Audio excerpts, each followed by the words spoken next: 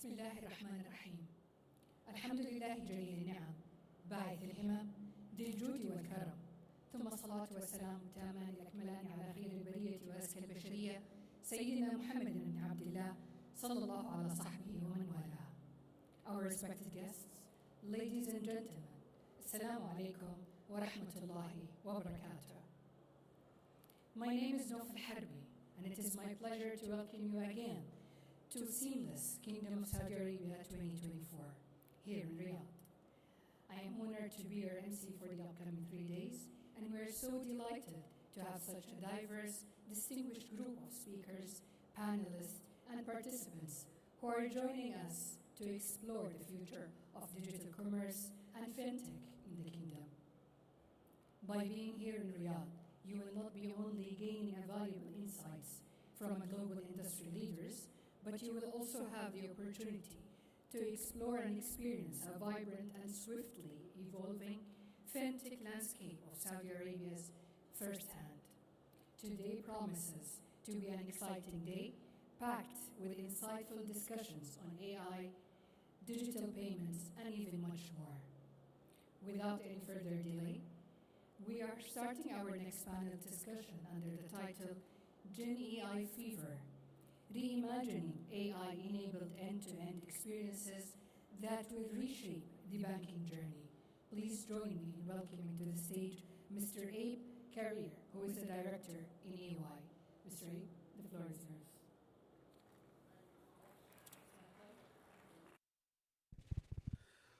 Ladies and gentlemen, welcome to this interesting discussion. As Nouf mentioned, my name is Abe Karar. I'm a director at EY. AI is one of my passions, along with fintech, open banking, and digital. But what I'd like to start with before I invite my fellow panelists on the stage is a question for everybody. I'd like to see a show of hands. How many of you have interacted with an AI assistant or an AI chatbot today? Show of hands. Okay, very interesting. Imagine at a point where it's no longer about these, I call them entities, these AI entities, to just understand what you're saying, but to be able to predict your needs. Imagine a point where banking becomes so seamless, so intuitive. Imagine when the AI might get to know too much about you, and then it becomes a problem. You order a pizza and it says, you've had enough carbs, Abe, you're going to order a salad.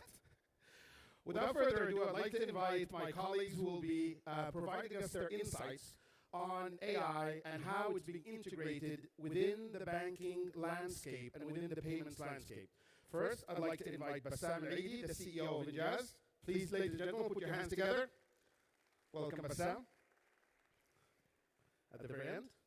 Second, I'd like to invite Faris Al-Hushan, who is the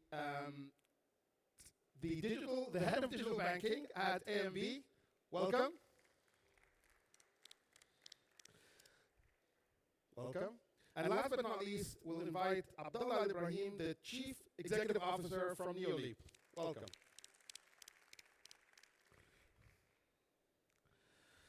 So, gentlemen, thank you for joining us today for this interesting discussion. I'm just going to stand up and keep my eye on the clock. Maybe I'll start off with Enjaz. It's very interesting because Bassam actually did a very interesting shift from working for a bank and managing their entire innovation to now really focusing on the payments landscape with Enjaz. And Bassam, I'd like to understand from your perspective as the CEO of Enjaz, how are you seeing generative AI specifically in upgrading and enhancing the services that Enjaz would be offering? First of all, thank you for having us today, and welcome everyone. Actually, this shift is very interesting, going from digital banking and innovation towards leading a fintech company, and especially in payments. The growth there is tremendous, and the challenges as well as the opportunities are very various. And when it comes to artificial intelligence, and in specific for generative AI, I see lots of opportunities there, and actually it's not going to be only transform the industry when it comes to payments, it would be transforming the whole journey across all the value chain from a payments perspective, starting from customer acquisitions, onboarding, getting into processing of knowing who's the customer, taking it through the processor, which is going to process the payments, up to the support services that is going to be fully digitized and fully automated through an AI engine. So the transformation that we'll be seeing among the payments services and the payments technologies is going to be very big, and it's going to be very challenging due to so many pain points that we'll be discussing if it's possible. Very good. I'm going to come back to that because you mentioned it's going to touch every touch point along the journey, but I'm also interested, and I'll come back, about what happens after the payment, and if Gen AI is still going to be involved, or do you want to take that now? Yeah, sure, definitely, I can answer it now. Imagine autonomous payments. Imagine that your payments is being automated. If we can say that there are lots of autonomous or automated services and products that are being delivered to the world as we speak. You would find the fridge ordering the food by itself. So you have to have a way to process these payments through an AI engine base, which is going to be starting the order by itself from the refrigerator perspective that identifies what are the needs, which is similar to what you said. You ate pizza, you need to do some sort of a proper diet. So those are the things that will be fully automated, fully identified through an AI engine, controlling the behavior of the customer and understanding the profile and what would be the preferences, and then started taking action instead of them. So the decision support system would be doing through an AI engine instead of a human being. Fantastic. Faris, digital banking has been evolving for the longest time, and I wouldn't be surprised if AMB had already dabbled in AI, maybe more in the broader AI, machine learning, the predictive analytics, etc. I'm curious about what AMB is looking at today, and especially with Gen AI being this, this branch of the overarching artificial intelligence. And where are you seeing it fit within the digital banking landscape and offering that AMB is putting out to the market? First of all, thank you for having us in this panel discussion. I would like to elaborate on the technology itself, actually. There are many, let's say, technologies that are reshaping the financial sector as we see right now, especially AI. I would say that there are many use cases, such as personalized marketing, wealth management, customer service, and then in the fraud side or the control function, let's say, there is also a lot of help or a lot of improvements would be on risk management or fraud detection, let's say. When we speak about a specific use case that we want to implement or we are thinking to implement, especially in the personalized marketing side or the customer service, where personalization comes to play right now, where all banking or financial sector want to play this personalized game when it comes to different type of customers or segment, offering different products. When it comes to cross-selling or upselling, depends on the customer demographics or previous search engine searching. Now, when we speak about also the customer service, our customers actually would come frustrated, want a service immediately. Aside from the regular chatbot we're having currently, there are more advanced way using Gen AI to actually uplift this experience for the customer in order to know exactly what the customer wants. Depends on the customer profile, segment, age, etc. So there are multiple dimensions into that. Maybe later on we'll speak about the risks or challenges why we are not actually moving fast. That doesn't mean we are not doing it. Very good. Yeah, we'll definitely going to come to the risks and challenges. Abdullah, I was just speaking to one of your colleagues, Farhan. Hello, Farhan. And he said to me, Neoleap is supported by Bank. Bank, mashallah, half the market. So I'm trying to understand with your proposition, your pay wallet, in terms of capabilities that Gen AI can bring in terms of hyper-personalization, in terms of, as Faris mentioned, predicting what the customer needs are. How are you seeing this fit in your product? First of all, thank you. Is it working? Yes. Thank you for having us today in an interesting topic about your pay today. When you say imagine, we are actually doing it today. So we are already investing big time on in the data and the AI and the Gen AI. And we are using it heavily today when you're doing like a digital wallet, such your pay with a huge and massive number of customers. You would need to do things in a more efficient way. So today, some of the use cases that we're using, and we're using heavily, and we're investing in human capital as well as in technology on it, is the fraud detection and security. Because when you're digitally, you need to make sure that the customer is being served, and you can predict the behavior of the customer who would intend to do something not normal. And you can do it by doing a lot of deep learning and a lot of generative AI to predict it and to do it in that domain. Other than this, we are doing it also where we are doing different than the pizza, other services that will predict what other services the customer would need at that time and would be able to offer it to him when he needs it, without him asking or doing it by just relying on our capability and the strong team that we have that generate this kind of idea. That's fantastic. I want to take a moment.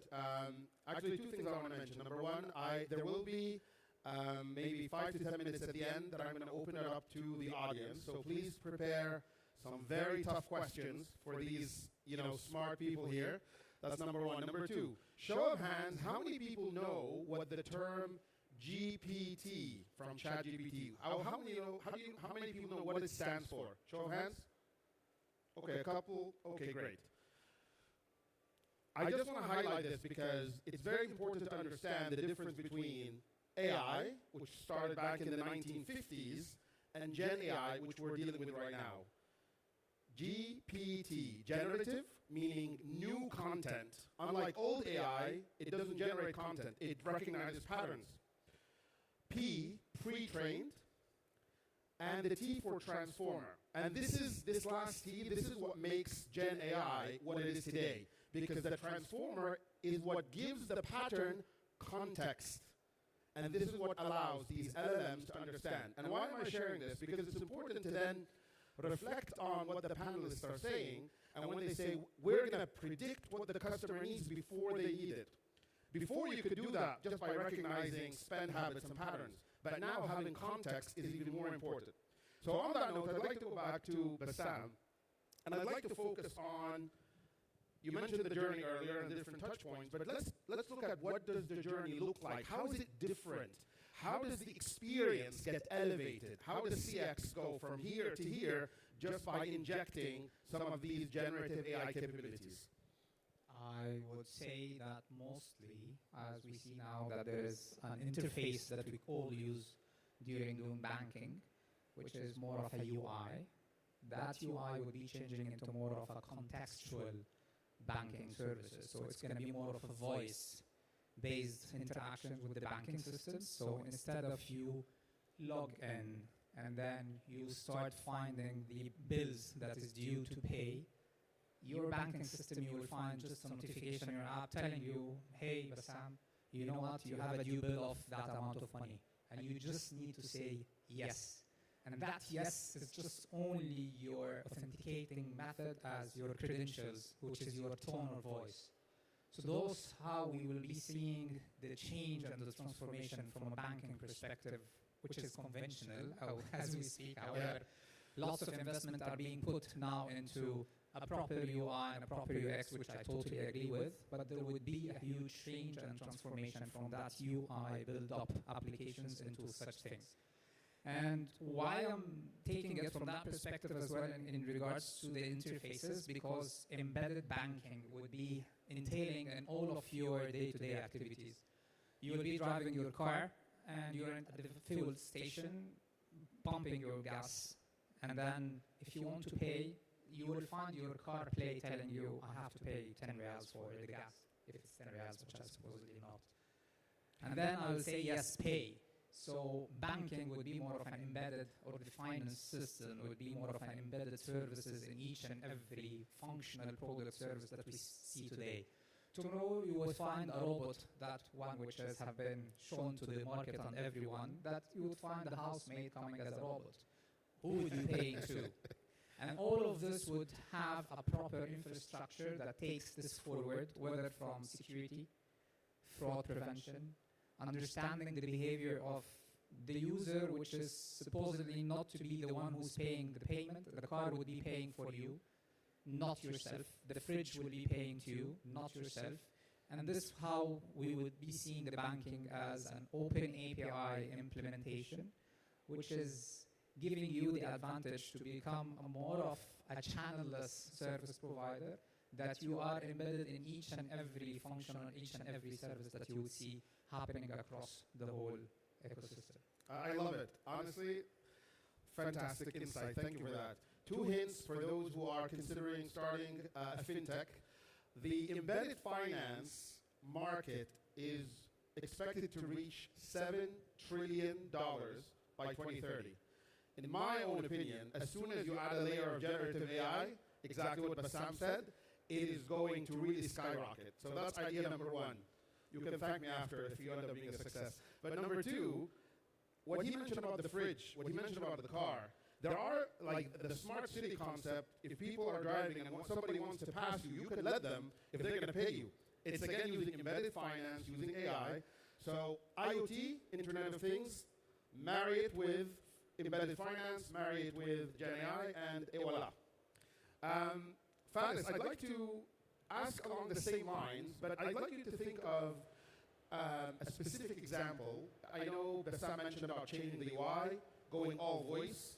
And by the way, for those of you who follow the AI market, those new glasses, I think that's going to be the new form factor. You're not even going to have to look at your phone. You're just going to be driving, and you're going to be just talking to the AI, and it'll do the banking for you.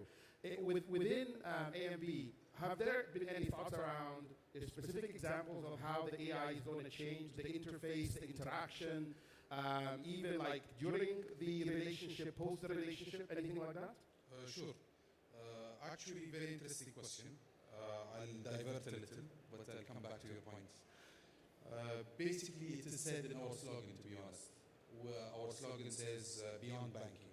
Nice. So basically, AMB is trying to go even an extra mile to actually deliver an experience that takes the customer beyond banking. Previously, we used to serve customers through a model called Opti, let's say, channel. And then back 3 to 5 years ago, the hype was omni-channels. Currently, I believe it has to be, or we are in an era where hyper-personalization is currently something we are looking at. Actually, a big derivative for that is Gen AI, using different, let's say, data sets that we currently have. We can have something called the NBA, which is the next best action for customers to do, using Gen AI. Basically, all the way from product offering to services to customer needs for electronic goods, actually, which are found in marketplace, as maybe my colleague Abdullah can also know about. All of the sector is competing there. We're trying to go even beyond that. For that to happen, actually, we will need to invest a lot in Gen AI, meaning that this customer is actually paying more in coffee shops or in gaming, toward other customers paying more in travel or in insurance or in electronic goods. So that's actually whole digital ecosystem shall be purely driven by AI. Amazing, amazing. Abdullah, I know Neoleap has, the wallet, but then you also have the POS, part of the business. And I'm curious, between the two, what are some of the differences that you see coming when you think of implementing some of these capabilities? In Neoleap, for example, you can imagine if you're managing 40%, above 40% of market share of point of sale in Saudi, which is a massive operation.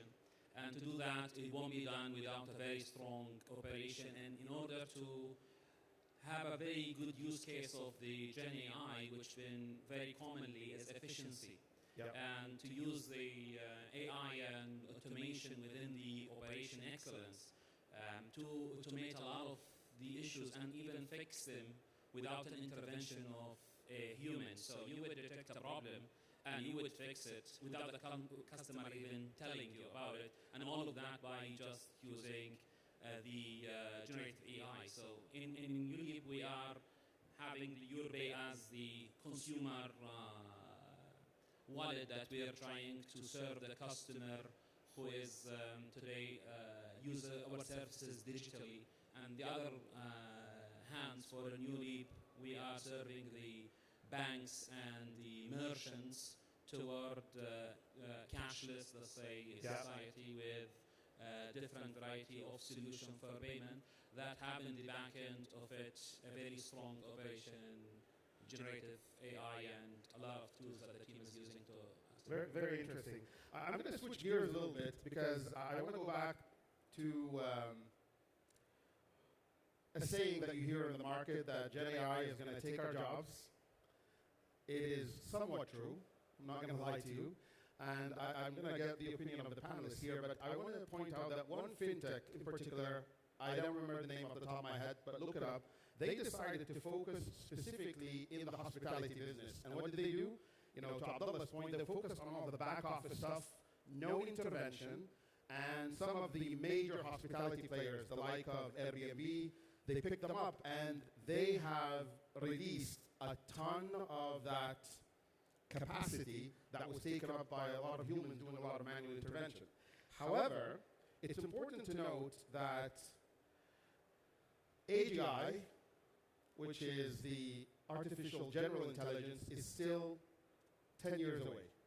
Don't quote me on this if Sam Altman says otherwise. But what's important to understand is in today's day and age, there is still the need for human capital who understand how to use AI. And what I'd like Bassam to shed some light on is, at Enjaz, have you been investing in recruiting specific type of skill sets? Are you investing in upskilling? Do you have a chief AI officer? Like, I'm just trying to understand what has shifted when it comes to this Gen AI fever and how you're managing your organization. Let me take it in two Please. folds. The first fold is AI taking over. Yes. It will take over for some of the, I would say, the skills or the sets of the skills that we're currently having.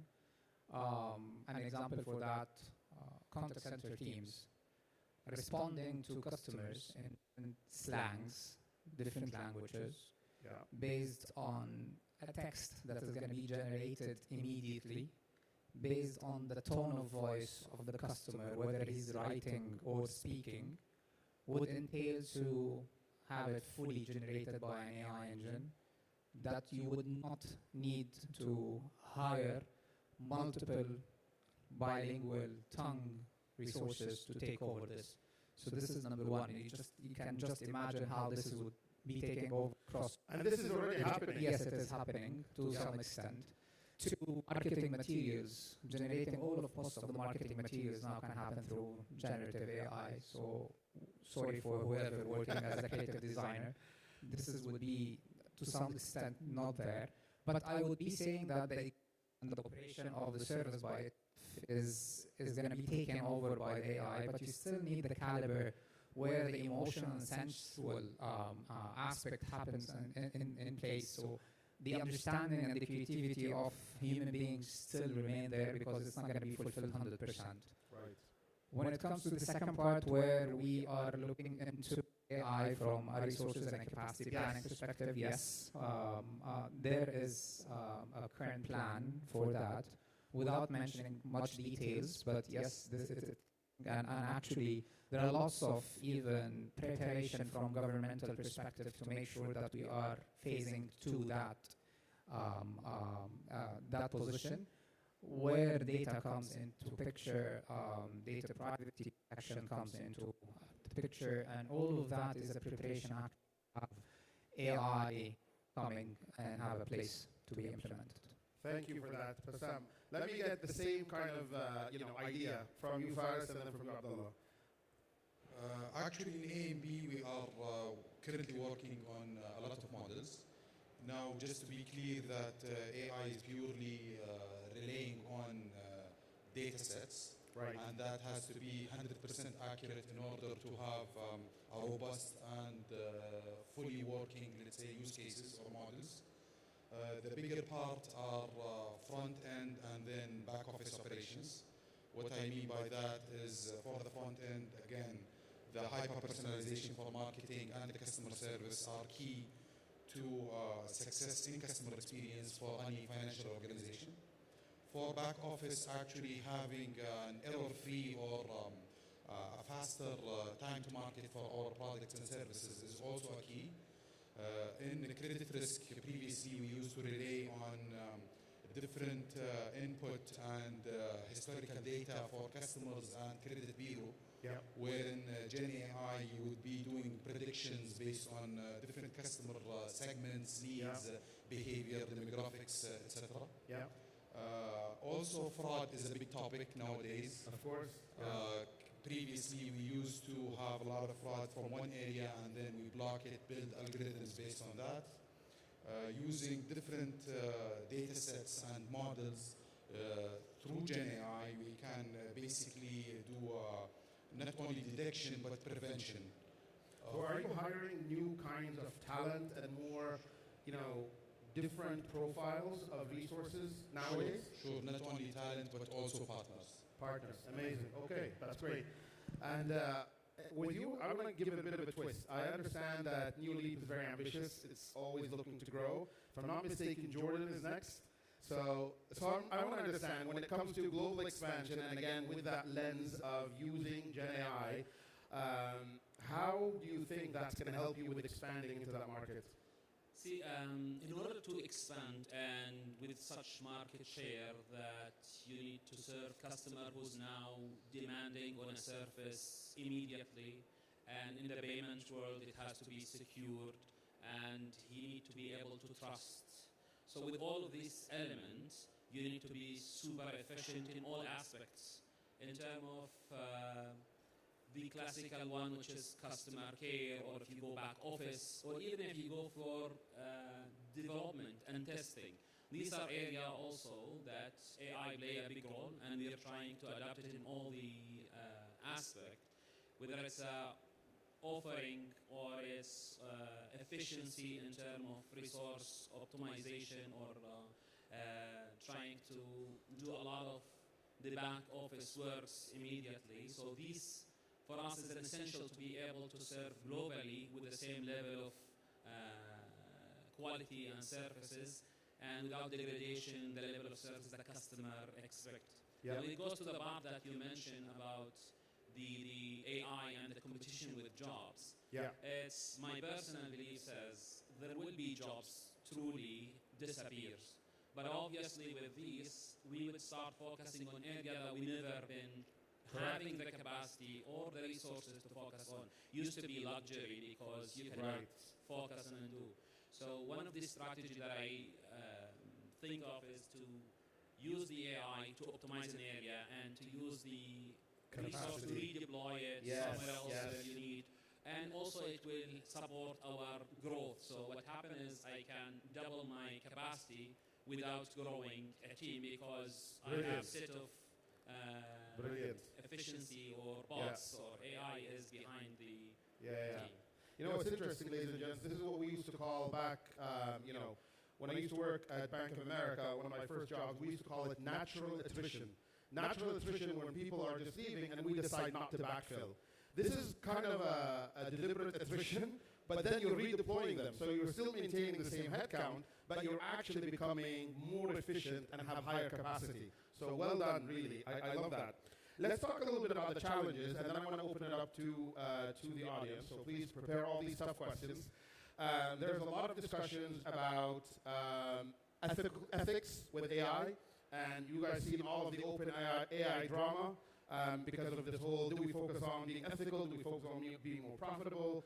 There are some challenges around where do you deploy these models. You've got amazing models like Llama 3.1 from Meta, which is open source. You can deploy it on premise. But then do you have the right GPU, the right compute, versus other challenges, which is if I want to use OpenAI, am I sending my data elsewhere?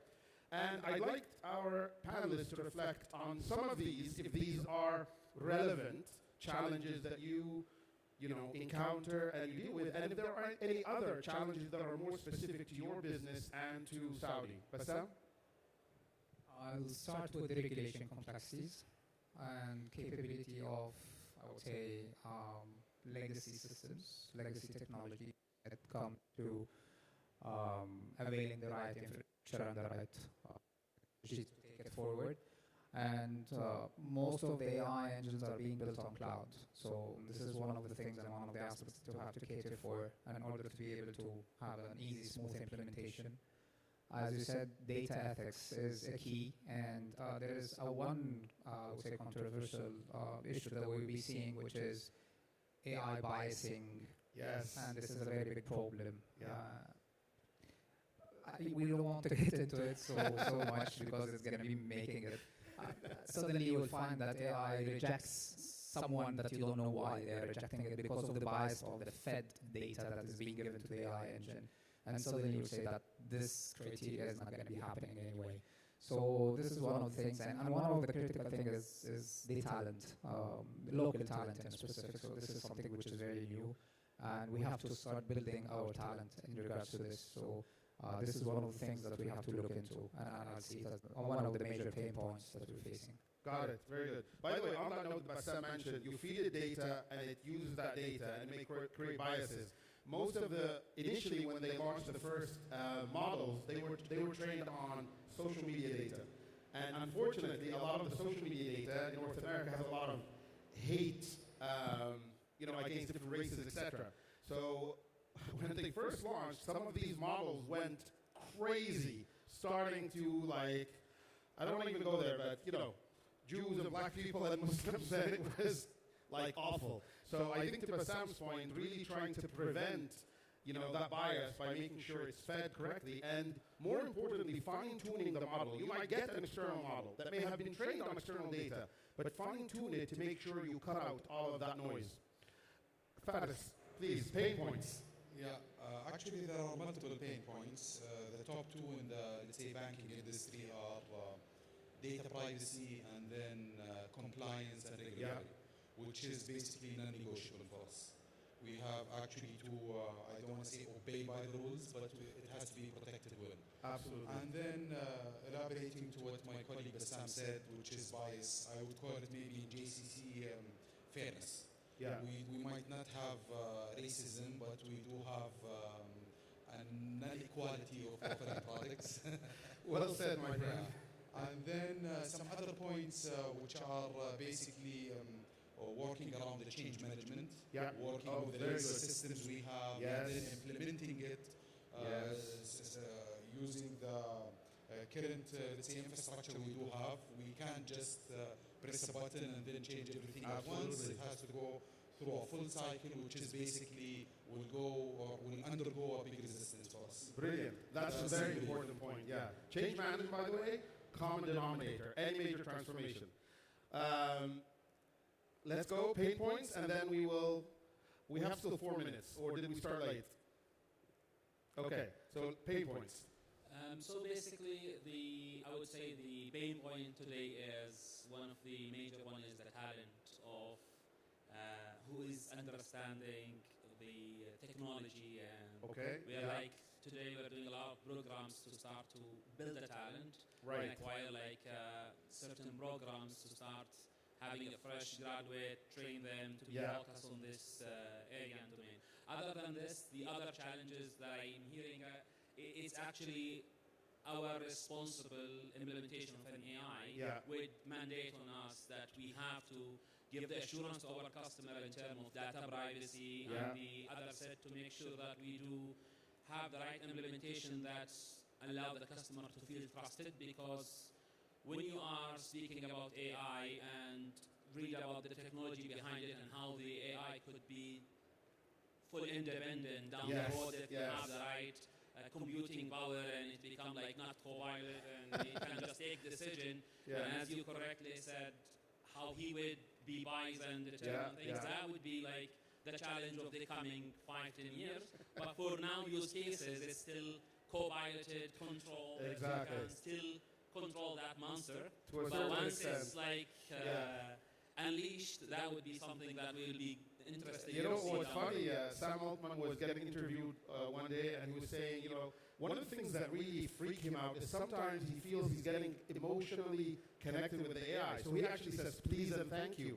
And he's like, you know, maybe that's still a good thing. You never know. So to your point, you never know. We have 3 minutes left. I'd like to open it up to the audience. If you have a question, raise your hand. Okay, can we get a microphone to the gentleman right here? Row 3. And then to Elf.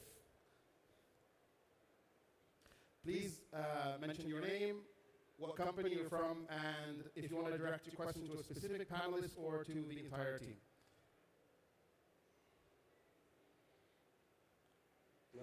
Oh, there we go.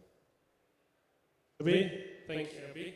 My name is Thomas Brown. I work for a fintech called reshape, and we're in the business of digital banking, personalization, hyper-personalization. My hard question, or difficult question, as you said, Harbi, is privacy. So we all know Apple, Tim Cook spearheading this, that privacy in the whole area of Gen AI is crucial. In my view, as a customer of many banks in the UK, I'm looking for trust from my bank, trust that they're looking after my money, and recently, trust that they're keeping my data safe. Right. So I'm very much interested in actually everyone in the panel, their view on, and the respective banks' view on how you going to play this game, that you need to provide trust of keeping customers' money and data safe, but at the same time, Gen AI needs all that data. Right. And not everyone will be comfortable and happy with what comes out of it in the user experience. So that's my question. What's the strategy for this? Thank you. Who wants to take this? Bassam, you want to go? Okay. Okay, let me take from two perspectives. First perspective, having the diversity of the customers' demand. So there are some customers who want to share their data, so they can share their data in a way that it can enhance and improve their journey and improve their experience doing something. So one of them is sharing data through open banking from all banks, retrieving your customer information or data related to your bank account statements, and then aggregate it in one platform that enhance your decision making, taking an action towards a specific payment, which can be fully automated by an AI engine. So this is number one when it is for people who would like to do that.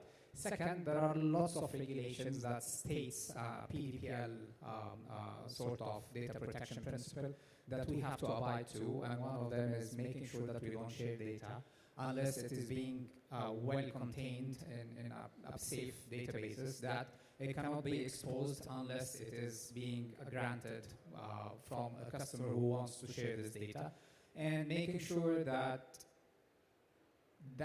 those data or type of data that can be shared anonymously without having a full understanding of the customer profile by itself.